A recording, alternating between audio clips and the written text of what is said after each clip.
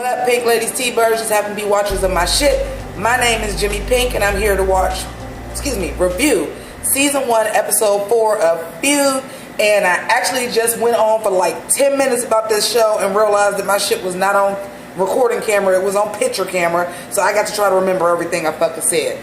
So first of all, foremost, and always, give it up for motherfucking Susan Sarandon. She is slaying the motherfucking children, bitch. Do you understand what I'm saying? She is slaying them dead like it's Game of Thrones, bitch, and she Khaleesi, just slaying the bitches. Not Khaleesi. What's the one that's blind that's killing all the motherfuckers? That bitch. She is slaying the children, y'all. Like, she is nailing the Bette Davis. She is nailing the baby Jane Hudson. She is fucking throwing shade, and she is doing so much with just her motherfucking looks from the very beginning of the episode all the way to the end. This bitch's face been doing all the acting without her having to say a motherfucking word.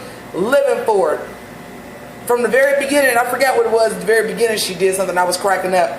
When her and Joan Crawford was at dinner and Joan Crawford was talking about she popped her cherry at 11 years old and she had led her stepdad into it. Her eyes was like, bitch, where? Like, even at the end, just the reads, the shade with no motherfucker. Even at the end, when they were like bookends and they both walked out, the picture of rap, and they both walked out, and she just was like,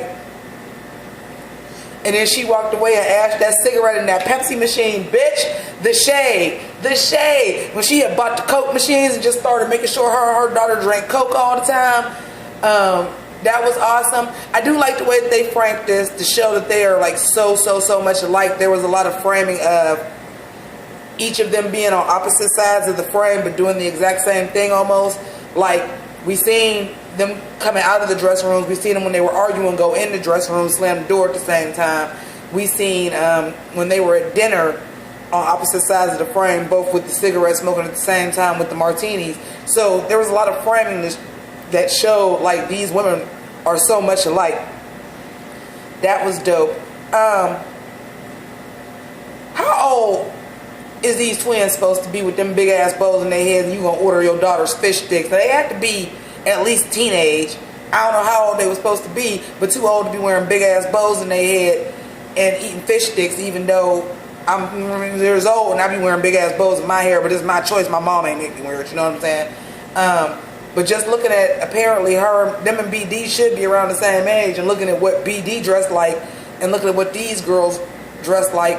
And then we seen there was that when we got to the point where like Joan Crawford was like falling apart and went to try to go adopt kids again, that she don't want raising children. She just wants children. So I guess now that they're saying like she was too strict on the kids because that concept is not in her mind. She don't want these kids to grow up. She want them to just be kids. She want to have perpetual 5-year-olds. She should have got a fucking dog.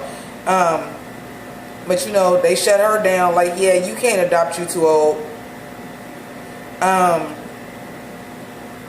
The shade was real. We seen, but I don't really want to talk about that because that's legend where Bette Davis kicked her in the head and there was a part where she had to drag her. She put extra weight on. That's legend.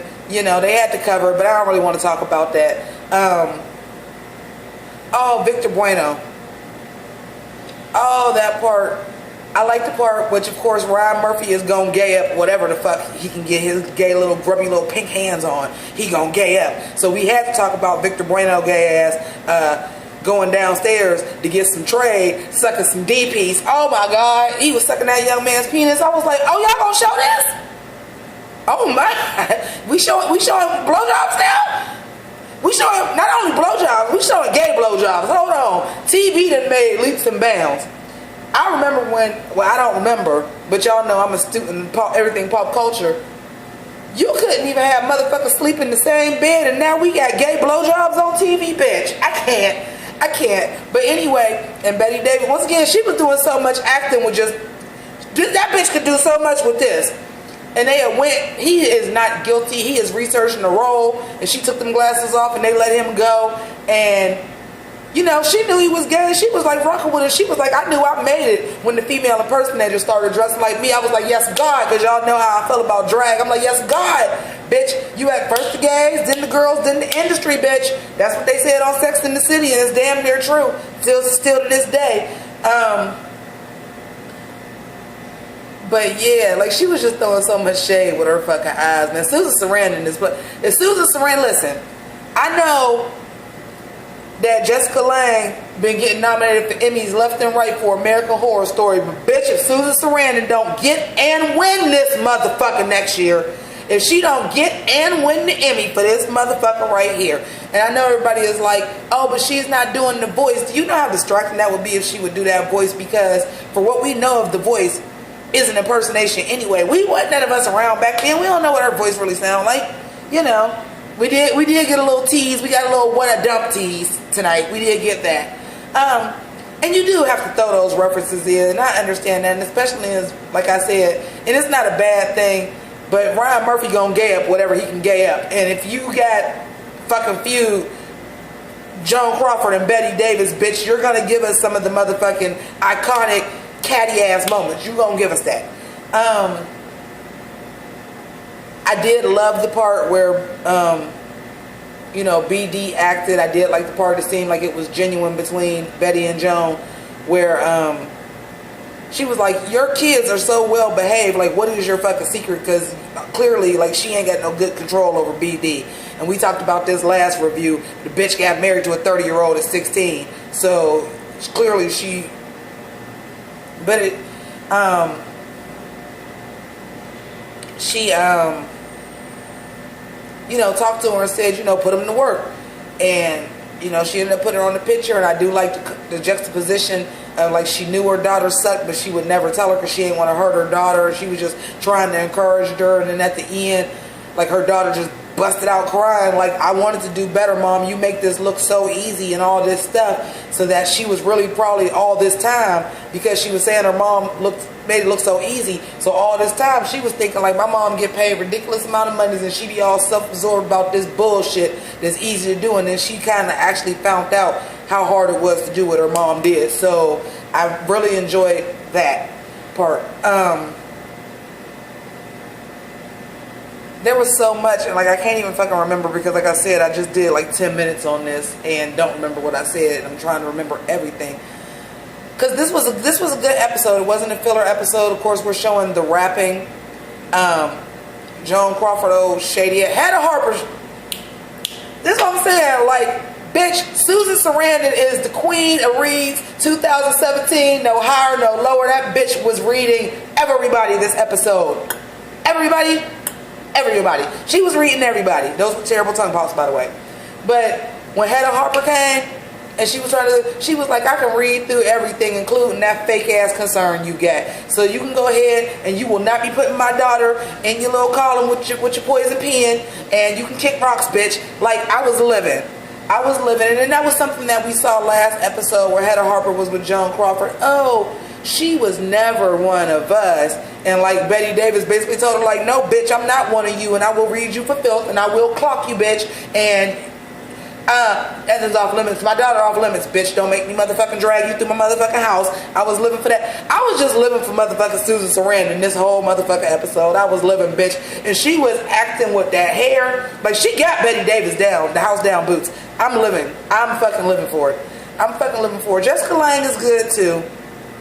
But just like Bette Davis stole the fucking movie from Joan Crawford, bitch, Susan Sarandon's still in this bitch. Like, she's so fucking good.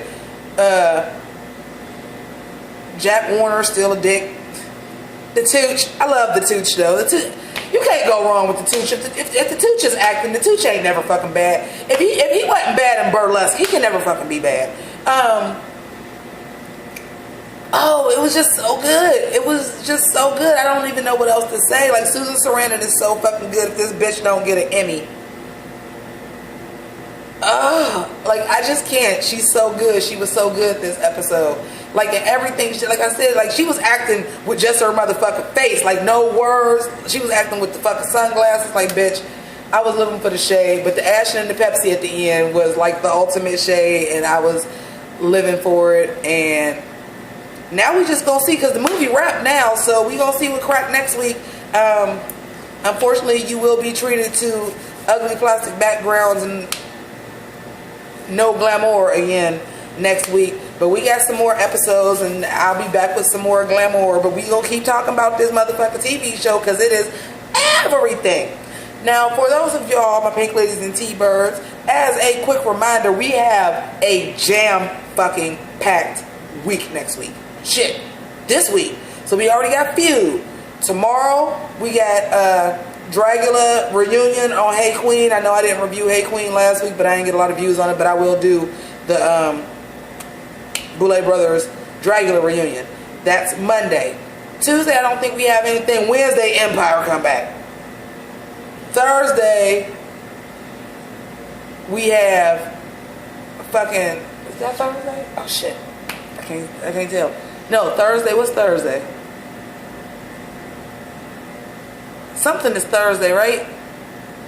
Riverdale. Oh my God. 1 week and I forgot about Riverdale. Okay, so we got tonight is Feud. Tomorrow is the Boulay Brothers Dragula reunion.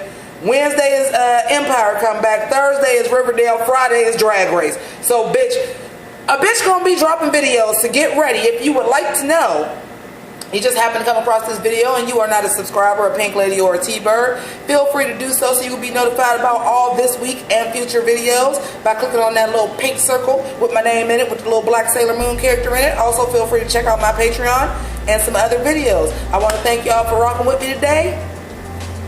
Deuces.